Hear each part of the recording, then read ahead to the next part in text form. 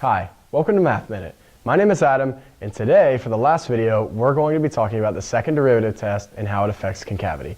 You may have touched on this idea a little bit earlier in these studies of this class, but now we're going to kind of formalize it and use it practically. So as you've seen here, I've drawn an example function, and we can clearly tell that it's concave down from A to B. Now we're going to find out how the second derivative can tell us this. For the same idea, it's concave up from B to C. So this is the formal definition, and it says if f double prime is less than 0 on an interval, then the original function is concave down on that same interval. And the opposite, if f double prime is greater than 0 on an interval, then f of x is concave up on that same interval. This is supposed to be B to C. To C. Now let's use something that we know. Let's talk about a function that looks a little bit easier to us that we're familiar with. Let's start with f of x equals x to the third. And we're going to try to see if this is true. Well, in order to check this, we need to find the second derivative. So here's the first derivative. Not very helpful for the second derivative test. But it's the intermediate step that we need to get to the second derivative. If f of x is x to the third, the first derivative is 3x squared. Second derivative is 6x. So this is what we need. So first let's talk about where is this concave up and where is it concave down.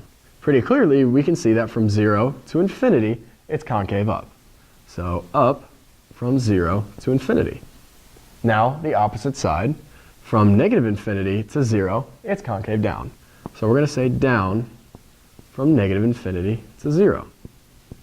Now we want to check this with the second derivative, because what this says is that if it's less than 0 on an interval, then it has to be concave down.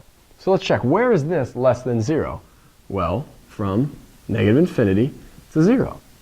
So what we can say is that f double prime of x is less than 0 on the interval negative infinity to 0. Good, this is starting to come together. Now let's find when it's greater than 0. Well, as it's above the x-axis across the interval from 0 to infinity, we can clearly see that f double prime of x is greater than 0 on the interval 0 to infinity. Now let's check this with the original function, see if it works out. If f double prime of x is less than 0 on an interval, let's find where that is. Less than 0 on the interval negative infinity to 0. Right there. Then the original function is concave down on that same interval. Concave down negative infinity to 0. Good, that one checks out. Now let's do the other case.